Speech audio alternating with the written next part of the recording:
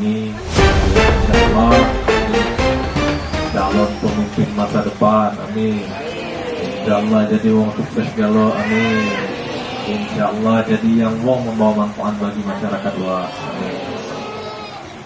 Alhamdulillah, syukurillah, Allah bersama-sama kita memanjatkan puji dan syukur kepada Allah Subhanahu Wa Taala berkat rahmat, nikmat dan karunia-Nya lah kita masih diberikan kesehatan, kesempatan, nikmat iman, dan juga silaturahmi yang insya Allah tidak terputus walaupun di tengah pandemi COVID-19 ini.